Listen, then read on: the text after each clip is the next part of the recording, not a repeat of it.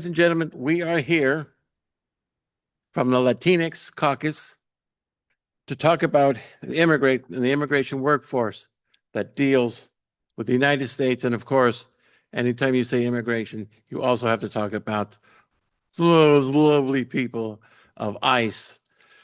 I forgot their names, but I don't care because it's usually something that usually don't like saying anyway. In fact, it's interesting. Before I forget, my name is Richard Gomez. I'm from Fresno, California. It's interesting. We do have a mayor who, for 20 years previously, before he became a mayor, was the police chief. And a 20-year period of time, over 200 people, the police officers portrayed judge, jury, and executioners. It was horrible in that period of time. But now he's mayor, so they have to be cool. Hey, let's not do that right now. Make it look bad. But that's okay. Earlier this year, you're not going to believe this. He was upset because a lot of people were calling ICE Gestapo. Can you imagine that? And he thought that was crazy. He said, oh, they have feelings too, which is interesting. But we'll get back to their feelings about ICE, how they feel about us.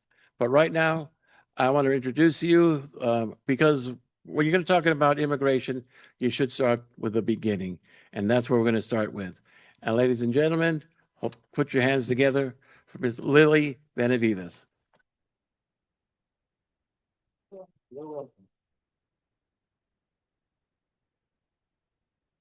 Hello, everyone. I'm Lily Benavides. I am currently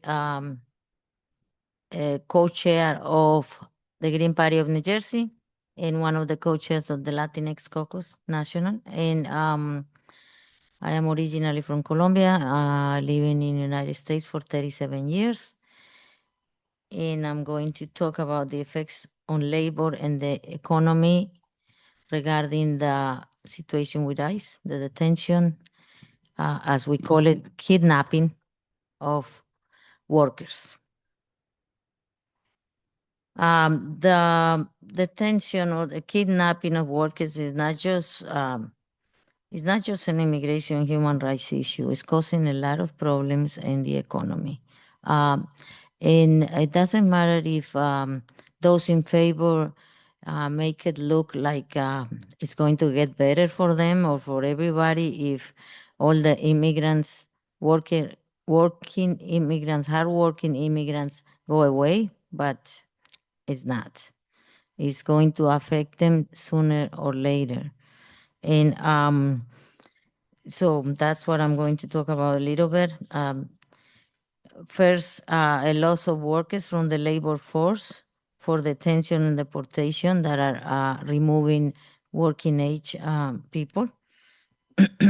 So that has caused shortages in, it says many important industries, but I would add in all industries. And unless you are a CEO of some important company or one of the millionaires, 1% won't get affected by this, but then everybody else under will be affected by this. It is already affected by this.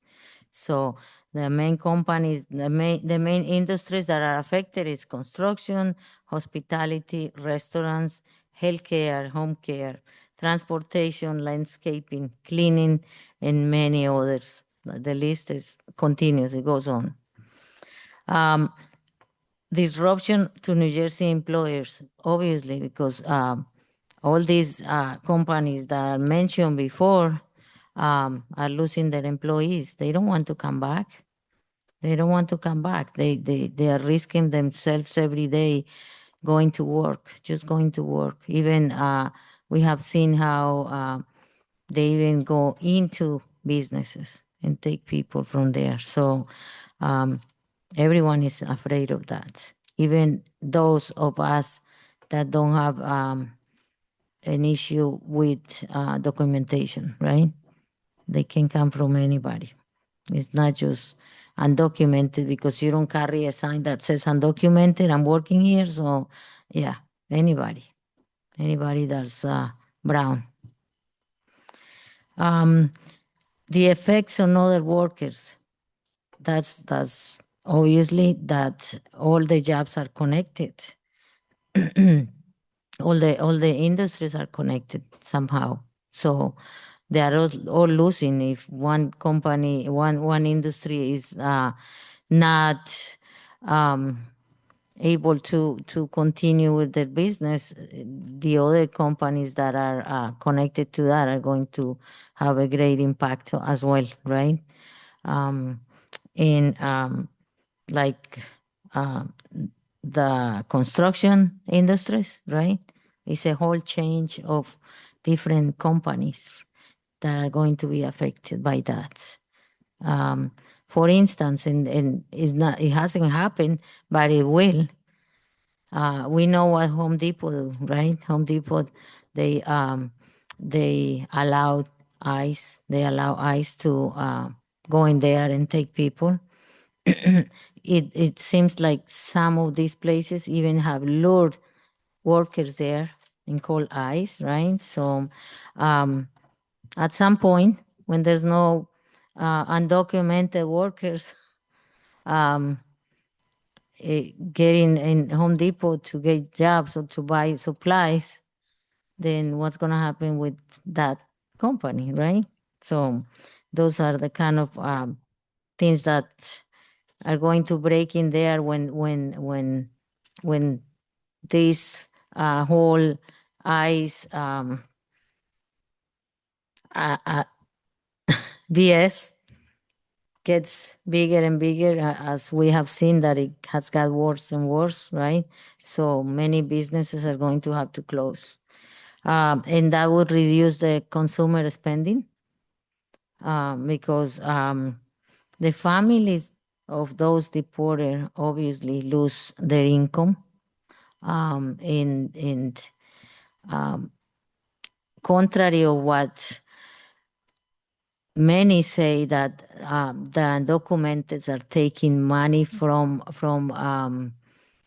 government and living on welfare and things like that. That is not true. It hardly ever happens. People undocumented do not go to those offices asking for anything. If they have to have 2 or 3 jobs, they do that to get money for their families, to support their families. So obviously they are not going, if they are not able to go shopping, they are not spending money, right? And so all the businesses that I mentioned before, the stores, the restaurants, the transportation, recreation, they're going to lose money, a lot of money, because there's no people spending money. And Latinos, when they have money and they have a family, they go and spend it. They do. They go and take their families, family trips, and go to restaurants and all this, but they are going to lose all that money. Potential loss of tax revenue, reduce employment earnings, employment earnings, business activities, and consumer spending can also reduce tax revenue that support state and local services. Because at the same as they are getting paid, they are contributing to the communities, and they pay taxes as well. So all that is going to be lost.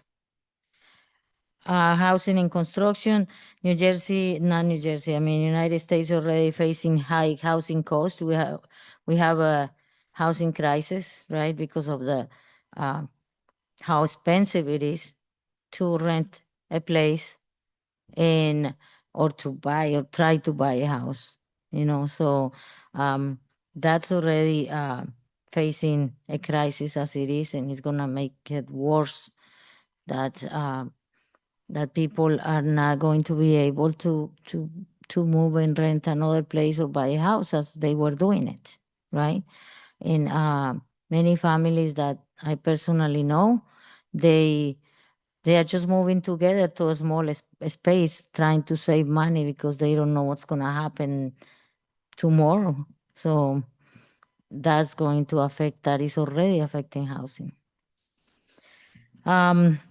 Then talking about the labor part of this is how employers have always been abusing undocumented, paying them under the minimum wage, and many times, many more often than regularly, they don't pay them, and then they accuse them of they threaten them to call ICE, or they just don't pay them because they know that they are afraid to go and make a complaint about them. So it is already happening. It was happening before, and the the percentage of complaints that go through with the labor departments and that are successful are very minimum.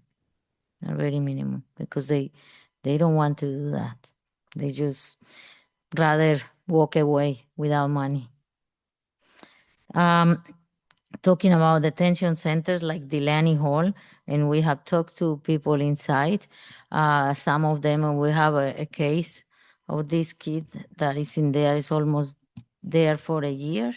And he, lately in the last 2 3 months, he started cutting hair in there. So they pay him something, and he started getting $4 an hour. And now they are paying $1. And now, not an hour, a day. I'm sorry, a day. And now they're paying him $1 a day. And that's not working. That's slavery. So that's part of the wider economic impact, right? And all the same as in New Jersey, it's just the same thing happening, right? It's in every state. For instance, we have the consumer spending by immigrants. It was by 40 to 60 billion in 2025, and now it could be between 10 and 40 billion. So it's going down, and it will keep going down. The lower economic growth, fewer workers mean fewer goods and services that can be produced. So it's estimated that immigration changes could reduce 2026 GDP growth by approximately 0.1 to 0.3% point. So all that is affecting the economy, as I mentioned, and construction and housing are two of the main industries that will be highly impacted. About Delaney Hall again, that's the detention center in New Jersey, as we call it, a concentration camp, right? The treatment is extremely low paid labor of people inside immigration detention, and the economic consequences of taking workers out of the wider labor market through detention and deportation is those are the questions that surround the detention centers, not just Delaney Hall. And the fact that, for instance, in New Jersey, the governor and the government, the actual government of New Jersey, is not doing anything about this. They pretend that they care about this, and they go and they take pictures and they talk about measures that they are taking, but nothing is happening, and they're still working in there for $1, and that's why they went on hunger strike. And but the consequences were really hard for them and the families. They stopped the visits. They took away the tablets. They couldn't communicate with the families for about a month. They couldn't see them from about 2 months, almost 2 months.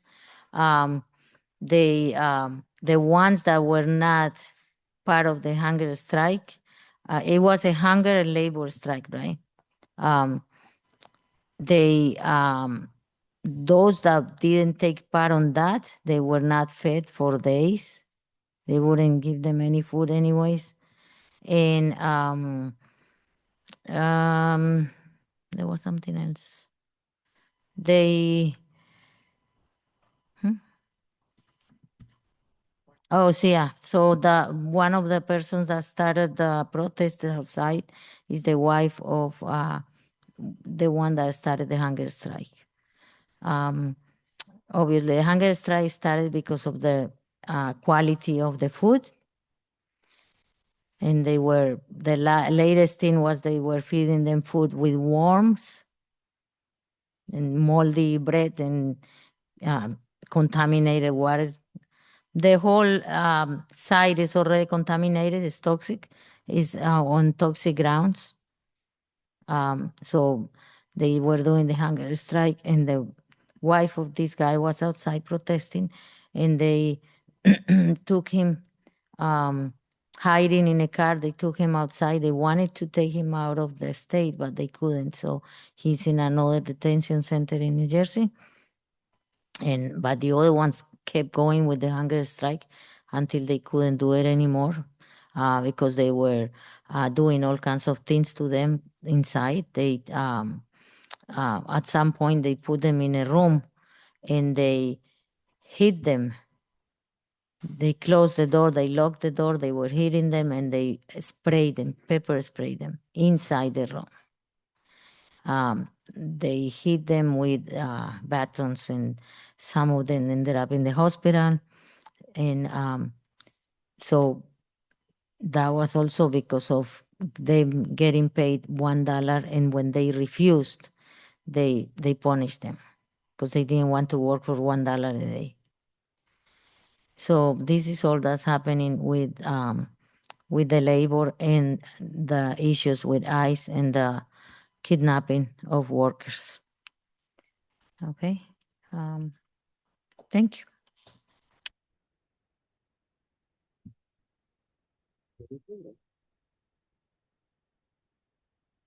Welcome back again. Before I forget, this is brought to you by the lovely people of the Green Party of the United States.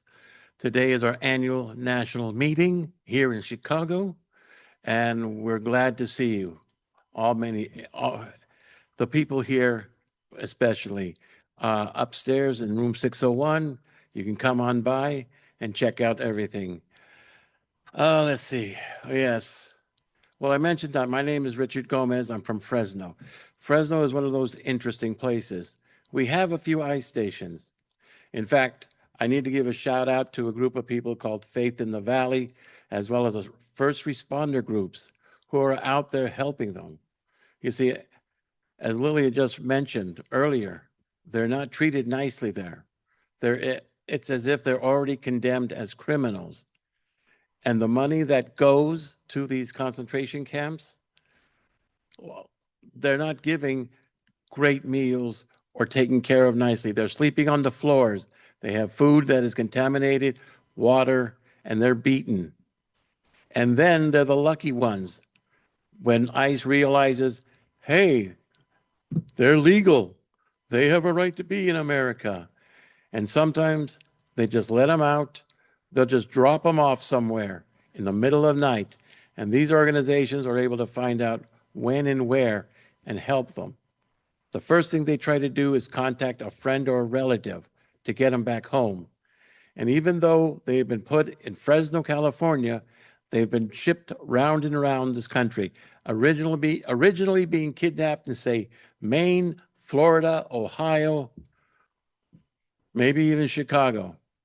The point is that they are treated like criminals because they don't want their friends, family, or even lawyers around them. They treat them this way. And this is a crime in itself. But the fact that innocent, so-called legal people, just like me and everybody else here, I'm just going to assume that, of course, just in case ICE is listening in, we're all legal as far as we're concerned because we are alive and we're here. And as somebody once said, wherever it is you are is wherever you're supposed to be. And we are here. In fact, I believe the UN human rights, there is a special one regarding immigrants. You have a right to go pretty much wherever you want to go. You have that right because you're a human being. You don't have to stay somewhere. You don't have to be there forever. And if you want, you can come back to wherever it is you were. That's a special right that all human beings do have, according to the United Nations. And this was, and this was a rule created by American diplomats back in, I believe it was 1946 or 47. But we seem to have abandoned that. In fact, we've abandoned many international laws. And they wonder why they want to get rid of the international court system, because too many leaders here would be in big trouble. And I get that. You know, some of the people that they do let out, their clothing is torn and ripped. And like I said, the Faith in the Valley and the first responders, they provide them with some clothing. And even if they have to get home, they'll provide them a ticket to wherever it is. And they also help them because when you have to go through the TS line, sometimes they get hassled there too. This is ridiculous for any human being to go through. In a sense, we should be ashamed of what we're doing to them. Or more importantly, maybe ashamed for not doing anything at all. This is a sad statement of our country, sad statement of human beings.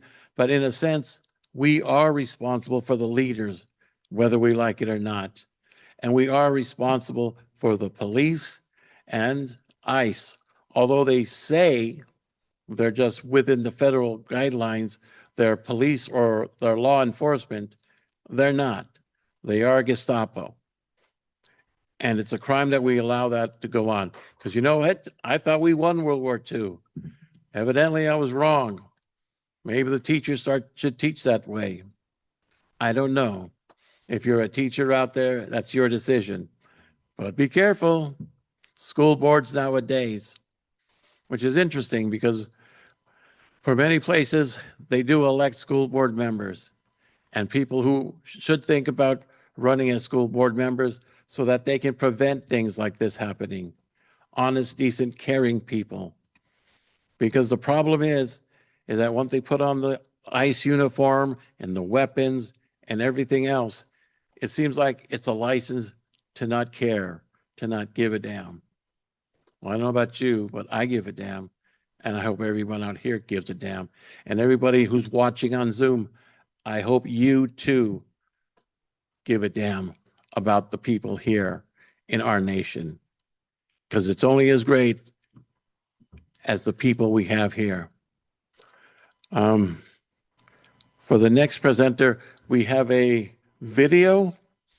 You are prepared to. Oh, surprise. Okay. All right. Give me a clue. Who's next? Raise your hand. Okay, Natalie. Oh, no. Okay. That's quite all right. Hey, like I said, we have time. Of course, we will be asking for questions and answering later on. So then let me bring to you Miss Natalie Reyes. Come on up. It's your chance to shine. Thank you.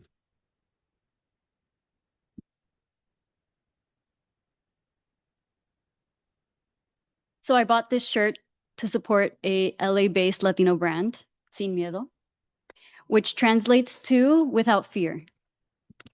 But I'm going to tell you the truth, con un poco de miedo, because I'm sure those of you who are Latinos or immigrant children, we're all worried about our family members. We're worried about those that were even born here, because right now stops are based on what you look like. And how do you look legal? How do you look illegal? That is a big question. A couple months ago, I think last year, someone I thought was a friend told me all the Latinas could stay, as if he could define and decide who has the right to stay. I'm also American. I don't give you the right to decide for me. I have the right to stay here. Like, I was born here. I'm just as much American as you are. But have you noticed the defensive of people around us to prove their Americanness or to prove that they are one of the good immigrants? Some of you might remember the Supreme Court case from last year, Nome versus Vasquez Perdomo, in which immigration authorities were granted the ability to conduct searches based on apparent race or ethnicity, speaking Spanish or accented English, work or appearing to work in construction, agriculture, and landscaping, and my personal favorite, presence at bus stops or car washes. This to me is terrifying. What does it mean when they set this precedent about what it means to look American? The case and precedents under this administration have spread fear. I personally placed my mom, my tios, my tias, my primos on Life 365 because I was afraid of them being taken without me ever knowing. And I see friends, other immigrants, who came the right way, who are educated, who are contributing value, whatever that means, who are afraid of speaking other languages in public. But how can we hide our accents? Tell me, Chicanos, how do you hide your pero like? How do Arab Americans hide their inshallah, yani? Like, we all bring a little something into this American melting pot. Growing up in LA, I never felt defensiveness about my Americanness. I truly believed in this vision that I had been sold. But now I'm afraid. What does it mean when people think that I'm not of here? Where do I belong? Who are my people? I leave you with that question. My speech will be short and sweet, but what does it mean for us? I'm scared. And thankfully, we have people like those in the Green Party. And I know that there are many, many more who support us, but are just too afraid to show up. So thank you, everyone here, for having the courage to show up.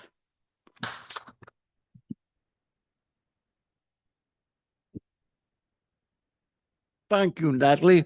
I say, Orbeen, yes, you got to be careful about these funny accents you got, especially if you go to garden and you're growing daisies or some other kind of flower, you know. It's kind of strange when you think about it, they know who you are by your accents. Maybe they've seen too many old Hogan Hero episodes to believe that. But we're human beings. Okay, we're going to show, I believe now it's okay. Oh, good. A 6-minute video of our next presenter and the interesting time he had with ICE agents.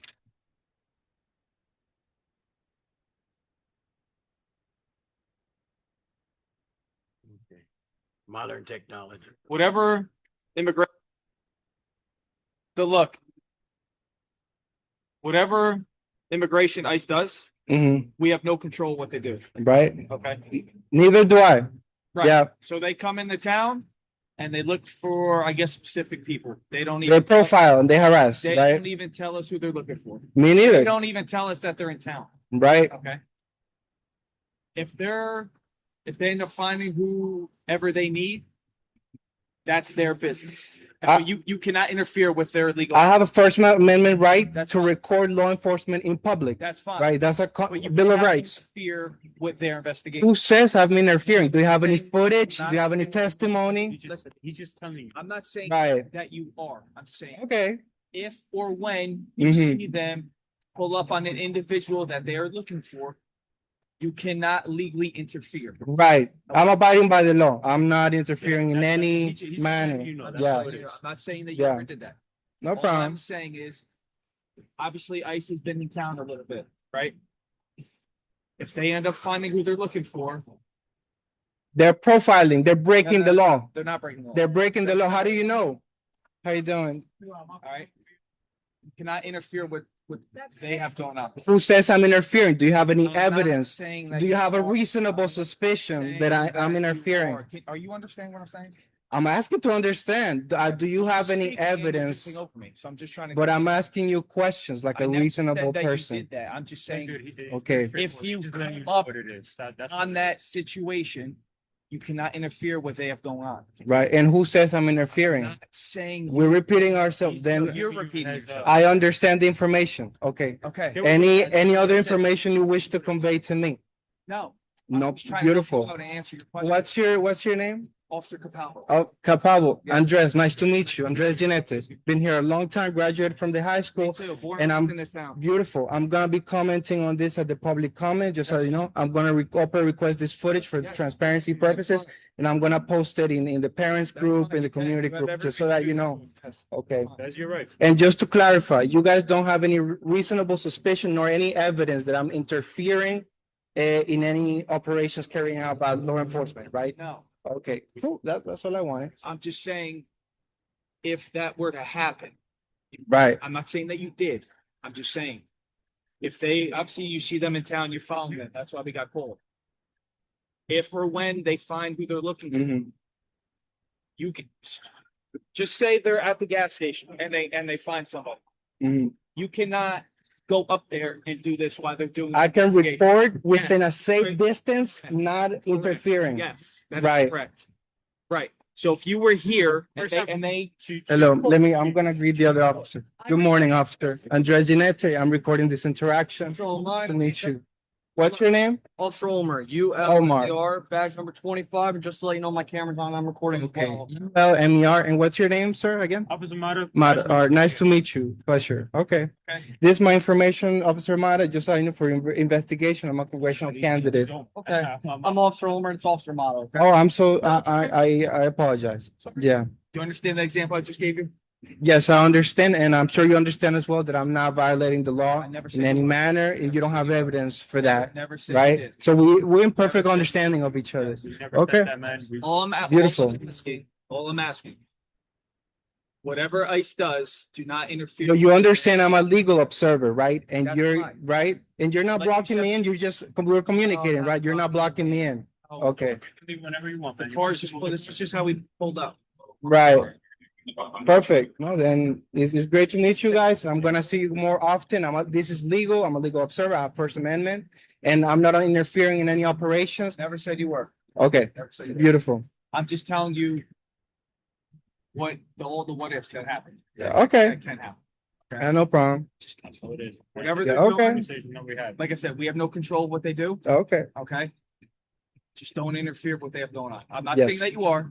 Just don't interfere with what they have going on in town. Like, Right. we don't know. They don't tell us who Cool. they're looking for, and they don't tell us when they're coming or Okay. when they're leaving. yeah. Just so that you know, as soon as we end this interaction, I'm gonna keep driving and recording, which is within my right, and That's not fine. interfering with That's any fine. activity that they got That's going fine. on. All right? Just don't go up, don't tailgate them, because that's illegal. No one is I'm tailgating. not saying. Hussein. I'm- Okay. All I'm saying. Do you have evidence of that? Do you not understand what I'm saying? Uh, I'm not saying that you are doing it. I'm saying, don't, Okay. that's all I'm saying. Tell you, that's. Yeah, okay, no problem. I'm in compliance, so I don't have no issue with that. I was Yeah, an orders class 2 months ago, so I know what rights citizens have and they don't. beautiful. Okay. Then let's respect each other's rights and we don't have I'm no respecting issue. Your right. Your All right. That's it. Yeah, no Just issue. telling you what not to do, so that you don't get in trouble. Is that understandable? No problem. I want to clarify. It's good Yes, for me. clarify, It's good for me to clarify, to make sure we're on the same understanding, Yeah. I'm nobody. just trying to prevent you to not get in trouble. Yeah, That's all. okay, I appreciate that. Thank you for Okay. You for can- communicating that. But I'm saying, if they are in investigation or they end up arresting somebody, you have to be a certain distance from them. You cannot go up to them and be like this while they're doing their investigation. Is that Within understood? a safe distance, I can. Within a safe That's what you distance said. that does not interfere, Correct. I can. Correct. Right. Is that understandable? Yes, within my First Amendment rights to work in public, I can do that. Yeah. A certain distance. Mm-hmm. You understand that? Yes, I understand that. Okay. Yeah. That's what we've been doing. Correct. Right, At a safe distance. right. Correct. Mm-hmm. Yep. That is perfectly legal. Yes, Got 100%. any questions for us? Okay. No, it's great meeting you and you're gonna see me. I'm gonna continue to legally observe within my rights and we're gonna keep running into each other. Great to meet you and have a great day. All right. So look, whatever immigration ICE does, Mm-hmm. We have- So I'm the survivor right here, Dres Jinete, congressional candidate for District 12. This was my interaction with the Bound Police Department. I've been living in this town for a long time. I graduated from the high school. And As you saw, this is what people that are called legal observers do. So you have a First Amendment right to record law enforcement in public, as you saw in the video. And this is a good educational interaction to get a sense of what your rights are and how we approach these abductions, because there are concerned people, everyday folks, teachers, and parents, folks that really, really care about the community, that are concerned because they're kidnapping folks, they're abducting them. You just heard about the conditions in these concentration camps. They send over women and their babies. They gotta mix their baby formula with toxic water, and it is outrageous. And we have every constitutional right to do what I just did. And there is no world where this is a normal interaction between law enforcement and a resident, right? Because when you have three officers in three cruisers that pull up in a small parking lot, they occupy like 3/4 of the freaking parking lot. They block you in, and they try to approach you as if we're having some sort of a civil, friendly conversation, that, well, we're just here checking in, making sure that, everything is all right. Excuse me? What is going on here? And it's a level of gaslighting that we need to be very confident and know our rights so we can carry out this type of activity, be a legal observer. And the one of the things that I wanted to talk about is that when we are organizing within the community, when we're trying to together in a legal manner, as you saw, try to warn people and organize to protect our families, it is important that you build community support, that you build relations with the small mom and pop shops that are in the area, that your business district, that you have a public presence, right? We need to be going to our council meetings, talking about these things that are happening. We need to be very vocal. You can, share on social media. If you're bilingual, this is it's good to use that skill so that we can keep as much of the community informed about everything that's going on. And as you build these relations and as you become very public, that's a sort of protection that you have, that when this interaction happens, these type of interactions, someone is going to talk to the police chief about this thing that just took place. And people were rightly very upset about it. There were obviously, you're always going to have people that feel very strongly about the police department, and that's fine. But we have to be relentless about our rights. You can't give a single inch about your constitutional rights. And that's something that we need to be very clear about. Another thing that I wanted to touch on was that as we are, as we gather together, as we talk to different stakeholders and different people in the community, as we get buy-in, right? There are different ways to talk to different sectors to get them to be on your side about this situation. Something that I found was very successful with more conservative-minded people was that I talked to them about the effect this was having in small businesses in the area, how this was affecting, the local mom and pop shops that had been there for decades, people living, pouring their livelihoods and their love into their business, and how this was affecting foot traffic, how this could make some stores go bankrupt, and this will have repercussions for the landlords, who are the ones who are paying who are part of the revenue stream that pay taxes into our town, right? And if people start to connect those dots, that is not just a Latinx issue. This is not an immigration issue. This is not a foreign issue, but a very, labor and local economy issue, then the conversation changes and you can get buy-in from that conservative sector of the community. Everybody has a love language. You know, I wish I could just talk about human rights and we're all on the same page. But we have to be smart and strategic about how we approach this thing, right?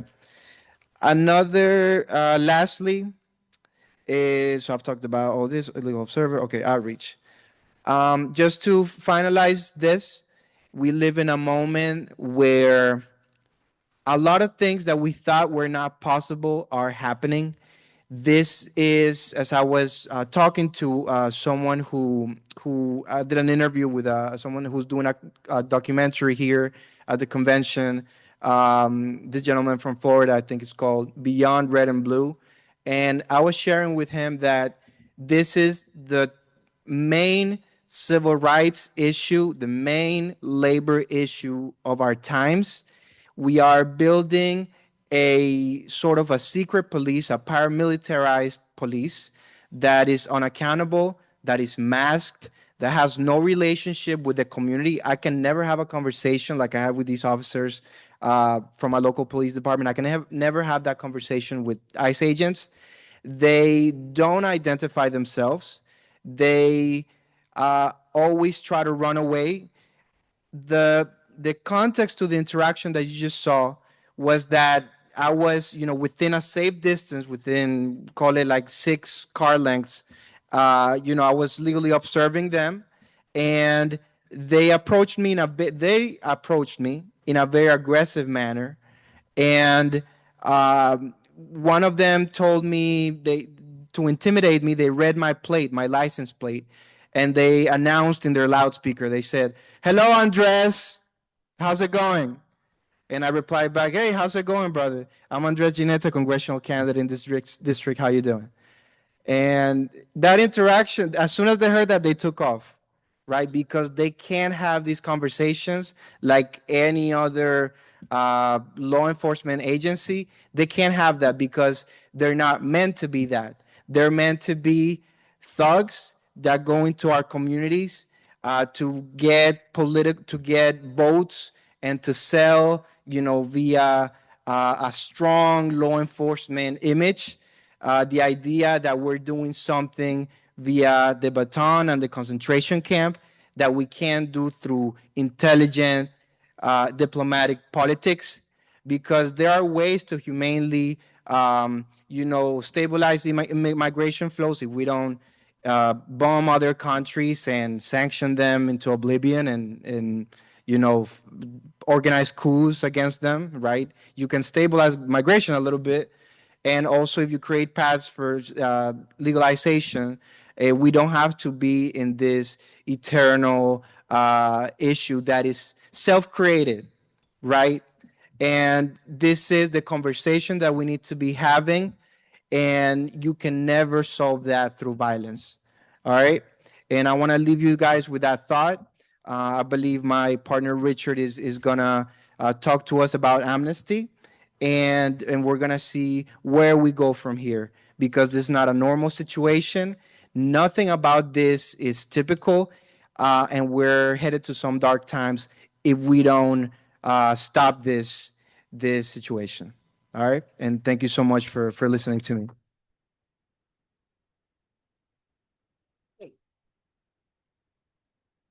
You know, the one thing about Latinx X is, you're right. There are problems that are out there that a lot of people don't know about it. I mean, people in smaller towns in different areas, or they think, well, we don't have those kinds of people here, so we shouldn't have to worry about them. But as a preacher once said a long time ago, you know, I wasn't a communist, so I didn't care. I wasn't a Jew, I don't care. But when they came for me, there was nobody to speak for me, no one to speak up, no one to speak out and say, hey, I'm a nice guy. I'm a preacher. How bad could I possibly be?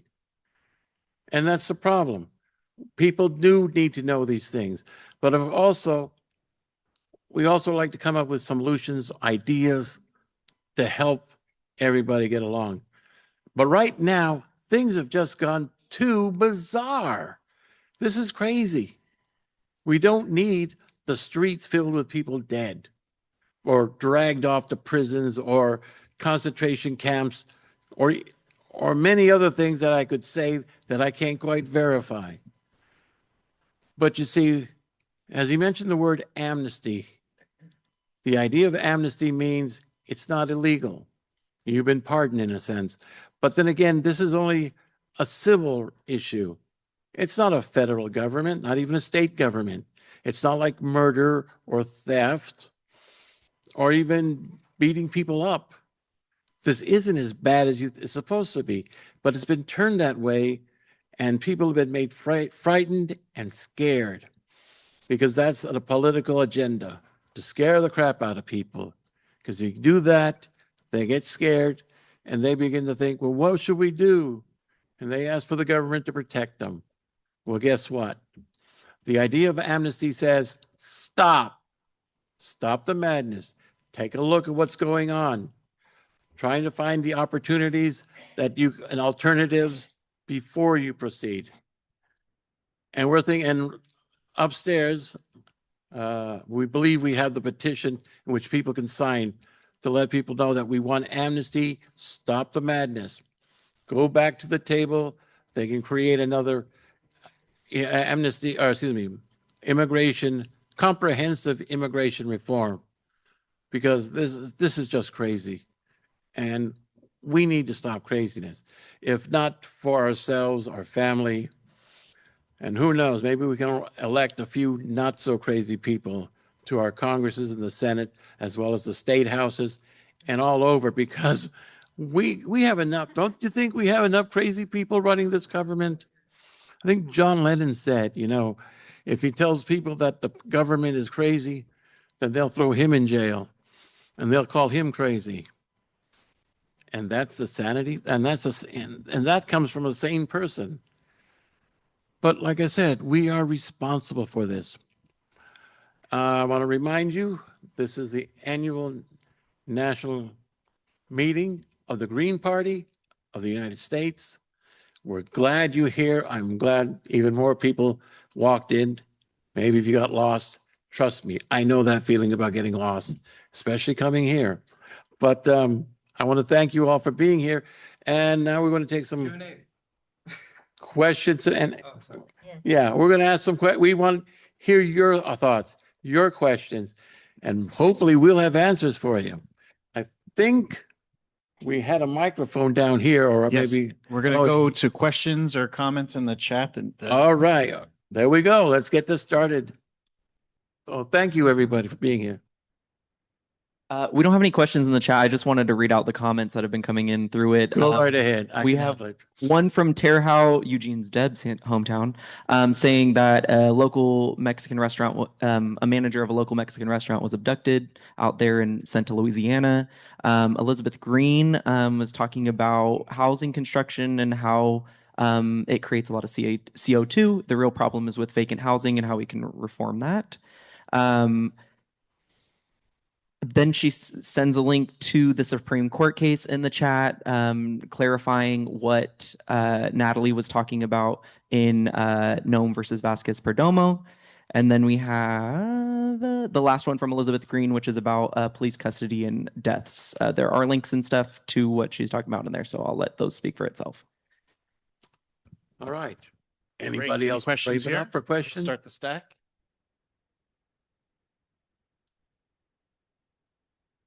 Hi, I just wanted to add something. It's about New Jersey. They started this rule that the township can report if a parent's H-4 visa is interrupted or expired, so that they can kick the student out. Usually it wasn't like that before. So there was a lot of problem in our township, and I believe it's in the other towns too, which is illegal, but this is something new. Yeah, wasn't done before. Really? That's your land. Oh,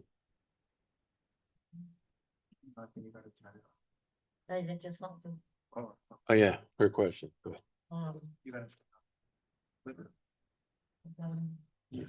Hello. Yeah, that's new. And you are on what district? No, what? In Somerset, right? Yeah, oh, South Bronx. Yeah, we haven't.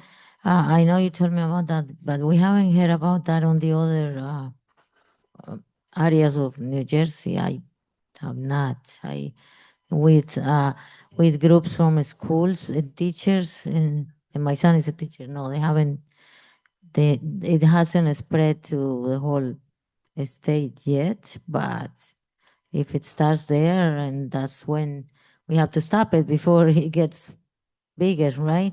And that's why it's so important to keep an eye on the boards of education, because there's some real awful people that always want to be part of the boards of education, and there's a fight every time that there's elections, and believe me, we've been on those meetings. They are awful, and they just want to come and take over, and we will be in big trouble if these people uh, become elected for boards of education in a big number. So we have to keep an eye on that. Yes. So I want to reply to that question as well, because South Brunswick is within my district. This is Central New Jersey, for those who are not familiar. And, you know, that's why it's important that we, as advocates, we need to be showing up to these public, to council meetings, raising awareness to this situation, showing up to the school board meetings. That's how we can act locally and start to organize and raise awareness to this situation, and try to send it to media as well to see if they pick up the story. But something that really a concerned representative could do is to show up themselves. There's nothing that speaks loudly about caring about an issue like this, like showing up to somebody's school board, or sending a letter, or reaching out and giving a phone call to some of the administrations that are carrying out this in the different school districts. And this is a practice that has to stop. Okay, students are students, kids are kids. Okay, and there's a red line there. We have no business enforcing immigration and trying to be DHS at the local level. Like, what the hell is this? And we need to protect students and keep them safe. And no one needs to be investigating into know the legal status of this student or that student. That is immoral, and that is beyond the duties and the capacity of any administration in any school district. So that shouldn't happen at all. Thank you. Next question. Hey, Andres, can you give us a little background as far as timing wise with your little interchange with the local police as opposed to your interactions with ICE on that day? Yes. So because so much of our civic engagement is being criminalized and treated as domestic terrorism, one has to be careful not to put myself and my community in harm's way. So I don't wish to give too many details about that, but just in a general manner, there was a big operation taking place. Timing wise? Oh, this was Before the police showed up. right. So this was at 8:30 in the morning. Let's see, ICE was active since like 6:30, 6:45. People because we flooded that town with whistles, and so whistle kits, and we've educated people that, well, if you see ICE, blow the whistle, call the hotline if you see ICE, right? We've kind of made that, kind of like hammer that into people's heads, and really distributed a lot of material. We have, and because we have a history of organizing, this is not just coming out of the blue now. We've had, more than enough time to build a momentum and an awareness, right, to the point where people are very aware and they do when they show up like this, ICE people come out now, they record, they are a little bit less afraid because they see us as well recording, blowing the whistle, so it other people from the community join as well. So this interaction was ICE was around like 2 hours prior, just driving through different parts of town, and we're just recording everything. And at some point, because they got upset because they took 0 people that day, uh, they chose to call the police and tell them that we were approaching them when they were approaching us in a very aggressive manner, in a way that can put us in danger. And I'm happy I am not a Rene Nicole Good right now. I'm happy that I'm able to share this space with you guys, and I don't have a bullet in my stomach, or I'm not in a hospital right now, and I'm here in Chicago with y'all. But this is not safe, and they try to call the police. The police need to be better trained with this situation, and with the public outcry. I'm hoping this is not going to happen again. And we're wearing visible vests now, and this situation is going to be different, hopefully, in the future. Go right ahead. Next. Oh, I just want to add one little thing real quick about the police. The police in New Jersey, they are collaborating with ICE, and they deny it. And there's a law that passed recently that they are not supposed to be doing it. But our dear current governor and her administration is not enforcing that. They have all, not just that law that passed, but the ITA, the Immigrant Trust Act, but also some small regulations here and there that they invented, but they're not enforcing that, so they don't care. Next question. Next question, please. Yeah. How, because ICE isolates smaller communities, communities of color, how would somebody that looks like me get my community involved? Is there like any resources that maybe you could have somebody from outside the community who's not so concerned about being, checked, or their IDs, scanned or anything like that, to where we could insert ourselves in a way that protects communities and, the people around us?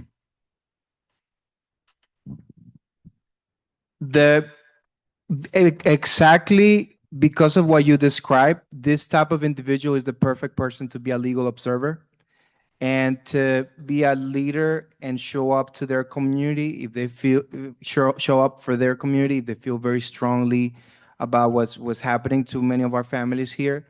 They can lead in that regard and encourage others to show up, because there are people that care, honestly. And the more you do it, the more we will find each other, because there are folks, maybe they go to church. There's people that they've been in the community a long time. There's people that maybe they're already involved in human rights, or any related fields that we have affinity with them, right? And as we do this type of work, we find each other, and this type of thing grows. It's very important to just begin to do a little outreach, and to make sure that we're trying to talk to our communities. It's not, the trust issue is going to be a factor, but as people see us and as people get more familiar with us, that's going to be less and less so. And that's how we can begin to build. See, I come from California, so we have plenty of people who are out there all over California. But I believe that they're talking about other states where they don't have it. Now, I knew there was something I forgot. There should be a national hotline for which people can contact. If anybody has that phone number, we'd like to hear it. If not national, at least local, and perhaps they can contact other places for wherever this person is at and wanting to help, because that's the first step. You got to want to help. Well, we appreciate that. Anybody have that number? That's a good start. New Jersey's a great place to start. And different states are going to have different organizations. So the key term for what we saw here is called, I guess, legal response is the key term that we hear.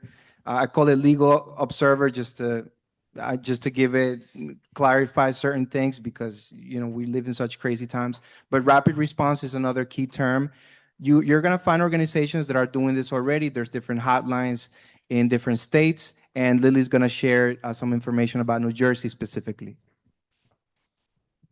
So here we have a card with Know Your Rights information.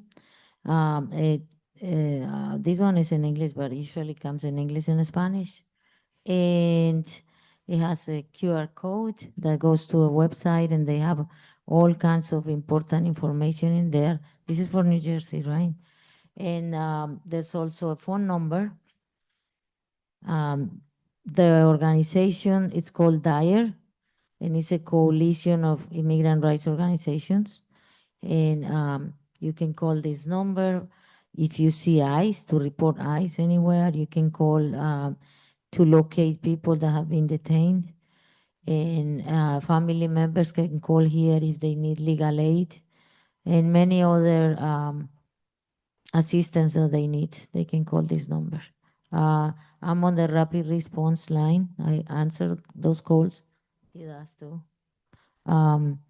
And not just that, they're asking for people to translate, which I do all the time, to bring family members to go with them to the detention center, to go to immigration appointments, all kinds of stuff. So those are things that anyone can do, and I'm sure most states have something like that. Here is a map of New Jersey and the different areas and the organizations that work with DIRE. So I'll leave it here if you guys want to take a picture of that and get ideas for your state, right? And New Jersey Greens were key in completing the map to cover the whole state. So New Jersey Greens were leaders as well in helping get coverage to this legal response initiative in New Jersey. Could you go ahead? Could you give ahead the number from New Jersey? I know it's from New Jersey, but that's a start, and perhaps they can contact from wherever part of the state or region you're at. DIRE's number is 1-888-347-3767. 1-888-347-3767. Okay, thank you. Sorry, I had a question also. Is that okay? just real quick before the question, I just want, and also the Latinx caucus of the Green Party of the United States was also key in, because we did a webinar, Know Your Rights webinar, that it helped me use it as a tools to introduce myself to many of the businesses, to start build relations, and to advocate for that in council. So I want to credit the Green Party of New Jersey's Latinx caucus on that too. Thank you. Okay. So just a couple of things. One other thing about some resources, the National Lawyers Guild also has, you can go to them online, and they have been doing this kind of work for a really long time. Also, if you're in the South, Project South is doing a lot of immigration work as well, so that you might be able to find resources for your area.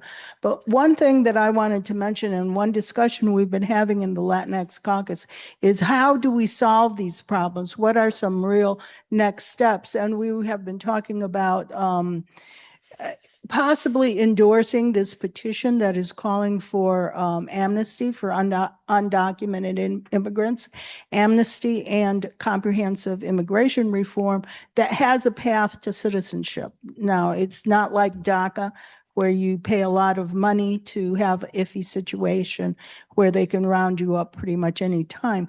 So one group that is actually doing that, we don't have the petition here, but you can go online. It's the Farm Labor Organizing Committee, or FLOC. It's flock.org, I believe. You can go to their website, and on their first page is a petition that you can sign, that they will take that petition and they will take it to legislators. And what it does is it calls for amnesty for undocumented immigrants, and it calls for comprehensive immigration reform that leads to a pathway to citizenship. I think that those are some very necessary solutions, because it's not going to stop unless there is some changes in the laws. And if you remember, I don't know if you all remember, but the last president who did a massive, and this was millions of people, immigration amnesty was Ronald Reagan. And, you know, I mean, if he can do it, I mean, honestly, he saw the handwriting on the wall that this is a healthy thing to do for our country. And I think that's indisputable. So I would just put out those resources, and you can look them up. Just go online, floc.com or .org. I don't remember. It's .org. And but I think it'll come up either way, and you can come up with that petition, and I encourage folks to sign it. Thank you. Thank you, Anita. Any other questions? Yeah, Great. Fire away. Sorry. All right, so the first one you guys have kind of touched on, but if you guys want to give another quick comment to it, it says, my question would be, Sarah and Dylan asks, my question would be how local people can help in preventing any abductions. We'll start from here. Oh, that's a very difficult question. I don't think we have an answer for that, because people are already scared as it is, and the only way to stop this is that they never go out. I mean, any of us are on risk, you know, anybody, as we mentioned before, anyone with brown skin or an accent like me, but also anyone that supports immigrants or are against ICE, anybody, because as we know, we are all being watched. So anything that we write or say is already out there. So supposedly they have some long list of people that they're going to be, you know, start taking or something like that. So it's difficult to prevent that from happening, but I think one important tool is to educate the communities. That's why we keep doing the Know Your Rights trainings, because people need to know this, need to know what are the rights. And we have seen cases where if they stop someone and they show this, or they say, I know my rights, and they start to saying the rights, they kind of back up, because they understand that that person knows what the rights are, and they don't want to face the consequences. Some don't care, because we've seen both sides, right? But it is a good thing to know for everyone, for everybody. Well, actually, there are groups out there. For example, I mentioned Faith in the Valley and first responder groups from where I'm at in Fresno, California, as well as many other places have very similar groups. Sometimes they're easy to find, sometimes not. But if you can't find one, then make one yourself. Get a hold of other people saying, hey, we can't allow this. We cannot wait. And they come knocking on our door saying, open up. We want to talk with you. Because you should never open the door to ICE until they at least show you a warrant that was written by a judge. Because if they can't do that, if they can't slide it under the door, if they can't show you, they have no right to bother you. So yes, There should be groups out there, if not local, maybe even farther away, but you can always start one yourself with family and friends members. Also, I'm going to jump in here. I'm going to respond to some of the comments that Lily made, and I think to address your question as well. So there are organizations in Chicago, for those of you who are local, and very specific things that we could do. During operations, people are afraid to go pick up their kids, right? Because people are waiting. Sometimes you're afraid to go to the market, do grocery runs. You were talking about like, how can we support? There are lots of organizations, typically in like more Latino majority neighborhoods. There's Logan Square, there's Pilsen, there's Little Village. You can just make it difficult for ICE. Like, send the message to ICE. We're with these people. You need to step back. Another specific thing that we had talked about among the caucus members was we wanted to teach business owners, hey, if you, let's say, are American or if you're white or whatever, you can tell ICE you're not welcome here. This is a private establishment. We don't want you here. You can protect your workers. So there are very specific things that we can all be doing, and these are just a couple. Yeah, I just want to say you cannot 100% prevent ICE abductions. We've kicked them out twice. Last time, as I was sharing, this is within the last week, they abducted 0 people. And the time before that, the people from, you know, the business district and other folks in the neighborhood came out, recorded them where, you know, it was very public. People were blowing the whistle constantly, and that prevented, they ended up leaving the town. And just in the last week, like I told you guys, they left 0 people abducted. I talked to different sources. They had to go over to the next town. But look, anybody can do this. You can always organize your community. This is a task that takes love, that takes perseverance, that takes showing up, that takes building trust, and nobody. This is not nobody's special in the sense that, like, when I would show up to the council meetings at the beginning, I would stutter, and Barry knows this, I would shake. No one is born knowing everything and doing everything right, but it takes one step at a time, and being patient, and anybody can do this, and this is what love does to us. It transforms us. When you serve your community, this is something that changes you, right? And you become what you need to become so that our families are safe, and that's what each one of us here should be doing. Next question, please. We're at time, so I'll make this the last one. Yeah. Should Green support fines or jail time against employers who hire illegal immigrants knowingly or not? Go right ahead. 100%. I would say this, we've been in the Lanny Hall many times. In these talks, I could say something else.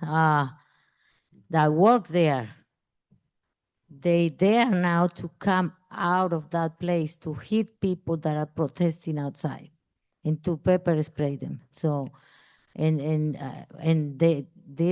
is what they do to the people protesting outside that are usually white people. So we are not seeing what they do inside. They do all kinds of stuff to the people inside. So they deserve to be charged and stay in jail for indefinite time when this is done. All of them.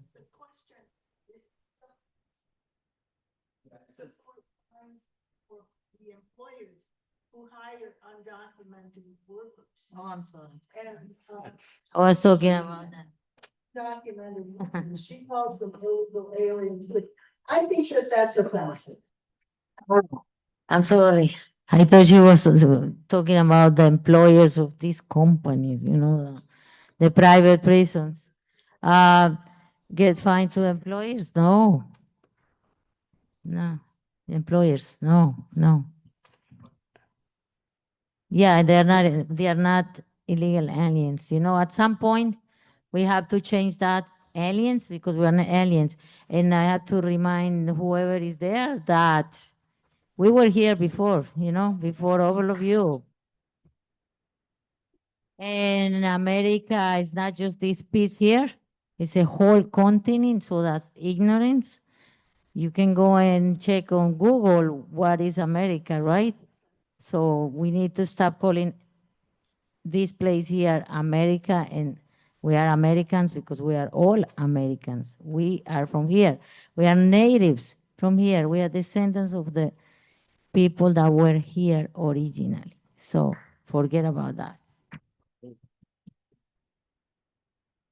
To answer the question directly, I don't know if we've actually voted on that issue about going after the employers who hire undocumented workers, especially at sub minimum wages and such.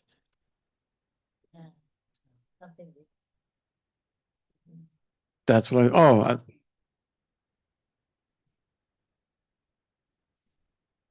No. She's not talking about minimum wage. She's talking about Okay. So if I can jump in a little bit, the answer is no. We shouldn't fine employers. The thing is, we don't have to be in the business of policing, who people choose or not to hire.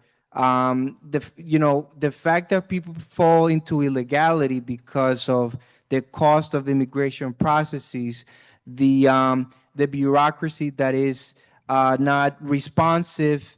And this is not like when Europeans migrated, in waves 100 years ago.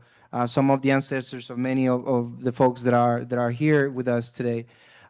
Things are much more costly, much more prohibitive, and it's a system that makes, and on purpose, makes people illegal, makes illegality something that's easy to fall into, right? And this is something that we have to fix, creating paths for legalization, pushing our initiative of amnesty, signing our petition from FLAC, and doing this type of work to make sure that we create those paths of legalization so that we don't fall into this situation to begin with, and not to do things in foreign policy that create and exacerbate migration flows, like when we put those sanctions on Venezuela that created a humanitarian crisis, and that migration went north. Like, who are we kidding?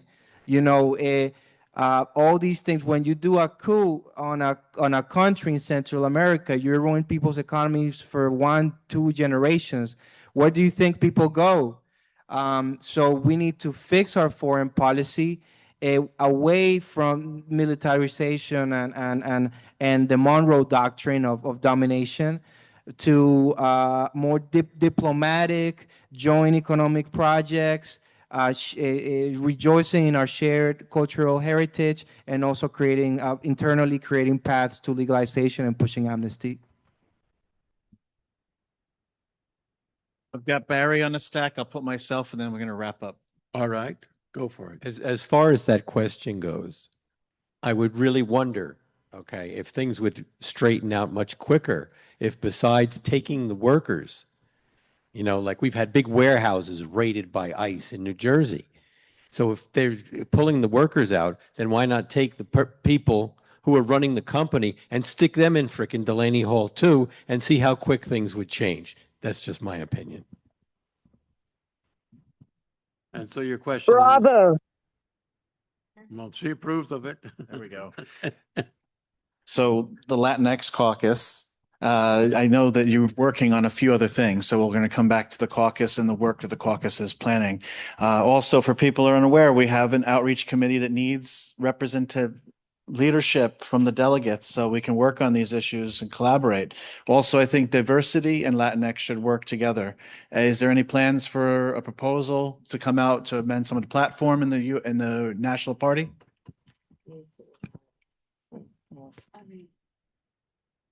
We're working on it. So I would actually say we started talking about this last year, and we actually reached out to the new Arab Muslim American caucus, as well as the Black caucus, and we were trying to find ways to collaborate together. As you know, many of us have mentioned, this issue is not a Latino issue, right? Just like you know, a lot of times policing or like brutal policing practices are associated with the Black community. It's in everyone, right? It's an all-American issue. Likewise, right? We have so many commonalities, so many similar situations that we're facing that we see a lot of like room or opportunities to work together. So I would say this is one. We do have somebody in the room. We need to reach out to him afterwards, but yes, there have been talks, I will say. Andres, I don't know if there's something you want to say. Yes. So as far as what you mentioned, how all of these issues are intertwined and it's not a Latino issue, the first person, I believe, one of the first people that were killed in New Jersey, his name was John Wilson Brutus, Haitian American. He, you know, this is a Black resident in our state, you know, and he died within 24 hours of reaching the ICE facility. Many rapid response groups also do police watching. They also sometimes get a call, and I know folks in the Mercer County area, Resistencia en Acción, do that type of stuff. We do join with each other as far as like a solidarity, you know, against brutality, right? So we do that. Many, I mean, I believe it was here in the south side of Chicago where they zip tied Black kids and Latino kids coming down from helicopters, like this is some military operation in Benghazi. Oh my God, in the south side of Chicago, coming down on apartment buildings and zip tying kids. Like, what's that about? Black and Latino kids. So this is definitely an issue we can work on together. Also, we're encouraging any a Latinx member of the community, anybody who's watching or from here, any allies, you know, we have affiliate membership as well. You can join us. And if you're Latinx, you identify as Latinx, you can join us and you can help us continue, you know, this great work that we're doing. And thank you. Thank you. Thanks Any to our other panelists. questions? And we're going to close out. Any last statements? Sure enough, we are the Green Party, right here. People, planet, and peace. That's who we are. That's who you are. It's up to you. Like we've all been saying, everybody helps out, we can solve. Because we're not perfect. I know it's hard to believe. I'm not perfect. But I almost forgot. We would like to thank one of the greatest people that we've had in the Latinx caucus, Anita Rios. Please. Come on, stand up. You're not that tall. But thank you, you know, literally from the beginning. She has been there and are very strong. And we can always use people like that. And even if you're not as strong, that's okay. Like I said, we're not perfect, but we together can do a lot of great things. I mean, we got problems, but we can solve them. And don't worry, we have the rest of our lives to solve them. So remember, we're Latinx X, the caucus. You're human beings, we're human beings. Let's work together. We don't have that thing. I'm glad you reminded me. See how wonderful she is. So ladies and gentlemen, thank you very much for being here, especially those who came in later, who got lost. It's a great place to be here. It's also a great place to be founded. When is our next meeting? Do you want to tell them, or is that still a secret? Do you all, what would you all like to have caucus meeting? Well, I mean, usually, as a usual one, we usually the regular one that people can, if they're interested, they can. I meant on the phone online, monthly. The regular meetings. So the first Sunday of every month, we meet, we have a regular meeting, and you can attend those meetings. Anybody, like I said, we have affiliate membership, and we open to people that are Latinx identified. So August